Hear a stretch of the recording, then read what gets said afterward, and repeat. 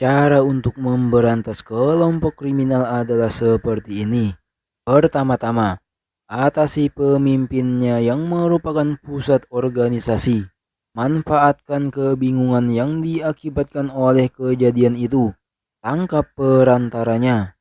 Lalu sisanya, bereskan saja seakan kita sedang membereskan sampah. Terlihat seorang pria botak yang sedang menghindari kekacauan. Aku berhasil menghindarinya.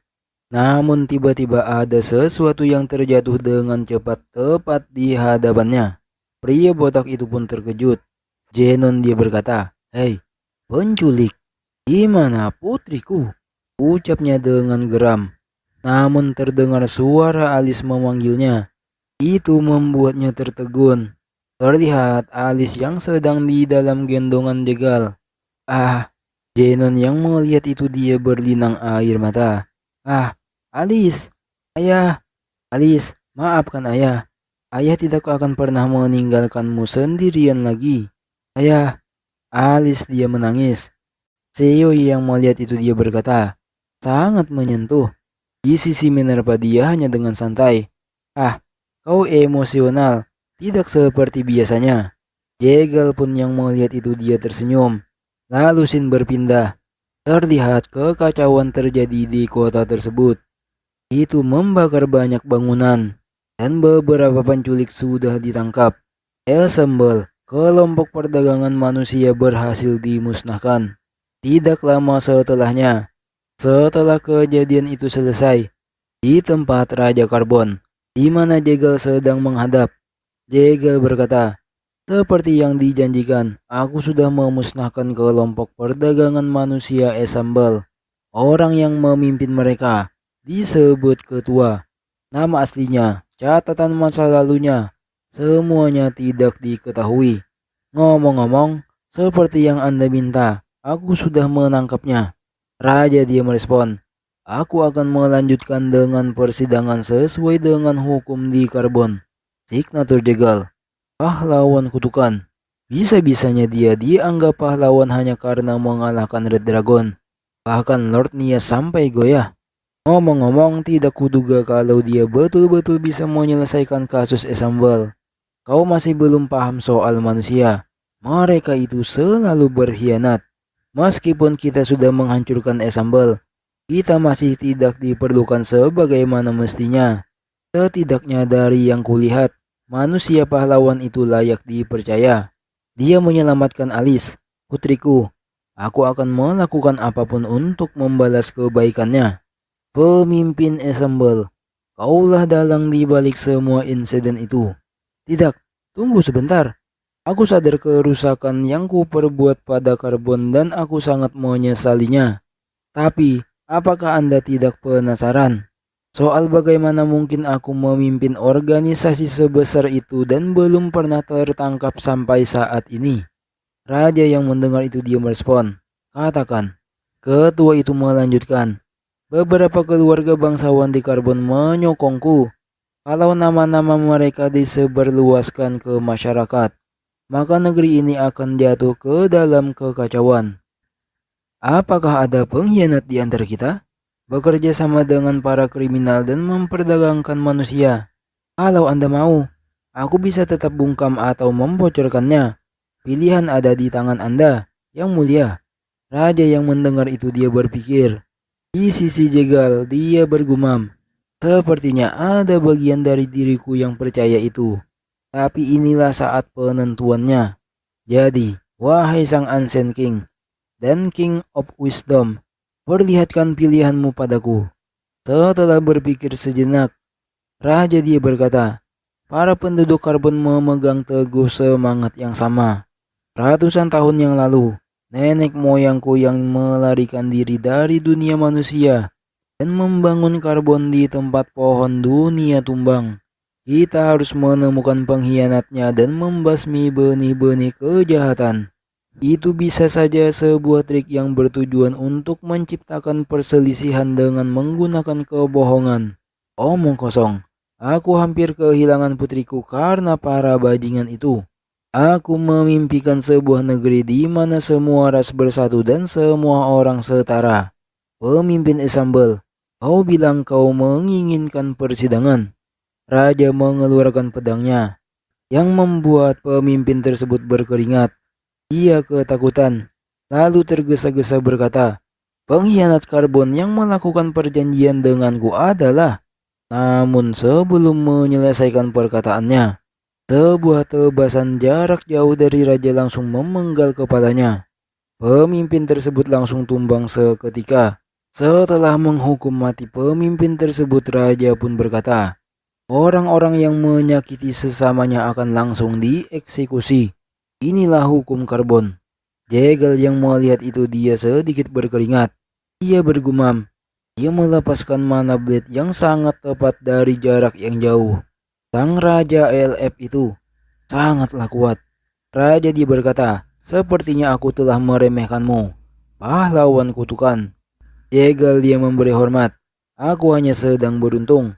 Raja yang mendengar perkataan Jegal dia berkata, kalau hanya beruntung, tidak mungkin kau bisa menghancurkan Esambel hanya dalam beberapa hari. Di sela perkataannya dia bergumam, sekarang aku paham, kenapa Nias bisa menyukai manusia pahlawan itu. Jegal bertanya, jadi apakah sekarang Anda akan membuka pintu gerbang menuju Sigmaer?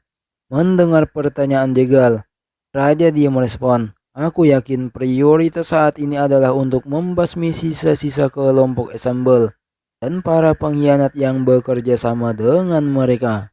Temui Nias, karena dialah yang memberikan tugas itu padamu. Terimalah imbalanmu dari anak kecil itu.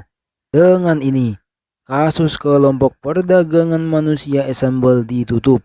Setelah perkataan raja, sorak-sorai pun terdengar. Panjang umur yang mulia Dimitri Greenfield, sang Ancient King. Panjang umur pahlawan kutukan. Jayalah karbon. Di sisi Jegal dia pun meninggalkan tempat tersebut.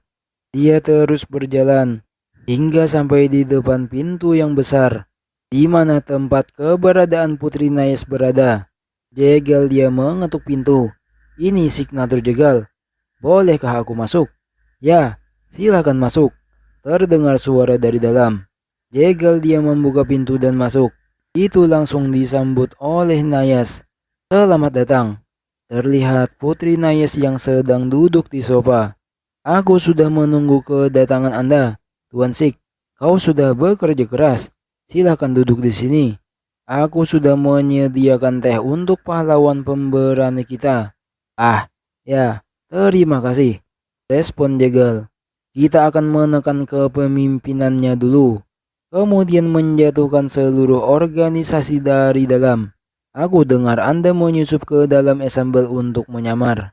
Jegal yang mendengar itu dia menjawab. Itu benar, karena saya pernah bekerja di teater. Kalau saya sudah tahu peran apa yang aku mainkan, sisanya tidak akan terlalu susah. Putri yang mendengar itu dia berkata, kalau kita yang mencoba pun sepertinya tidak akan terpikirkan ide seperti itu. Manusia, makhluk yang menakjubkan ya. Itu kenapa aku ingin tahu lebih. Putri pun memberikan sesuatu pada Jegal. Ini hadiah yang sudah dijanjikan. Hadiahnya adalah izin untuk memasuki Sigmaer. Ayahku yang menandatanganinya. Terima kak. Sebelum Jegal menerimanya, Putri menariknya dan berkata, tapi sebelum itu, Jegal yang melihat itu dia sedikit heran. Tuan Putri. Putri dia berkata, ada satu lagi yang ingin aku tawarkan. Tuan Sik. Bagaimana kalau kau menjadi manusia aristokrat of karbon pertama? Catatan, aristokrat adalah bangsawan karbon atau bangsawan tertinggi.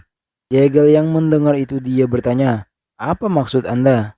Putri dia tertawa kecil. Meskipun kau harus terisolasi selama 5 tahun, kami masih kesulitan berinteraksi dengan manusia. Tapi untuk masa depan karbon, kami harus memahami manusia. Kenapa manusia bisa sangat tamak dan kejam? Tapi, kenapa juga mereka mau menolong orang asing? Putri dia memegang tangan Jegal, lalu melanjutkan. Dan pertanyaannya, apakah kita bisa hidup berdampingan dengan makhluk seperti kalian? Tuan Sik, aku bisa melihat kecemasan dan kesepian dalam dirimu. Kau sudah mengembara untuk waktu yang lama.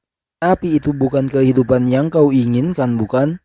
Kalau kau menjadi aristokrat of carbon, kau tidak perlu bertarung lagi dan tidak akan pernah terlibat masalah apapun. Apa aku berkata kasar? Jegel dia menghela napas dan menjawab, tidak, Anda melihatnya dengan sangat jelas.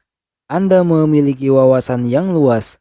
Yang mulia, mendengar itu putri pun berkata, jadi tetaplah bersama karbon dari sekarang. Dengan kontribusimu, kau bisa menerima gelar Nobel.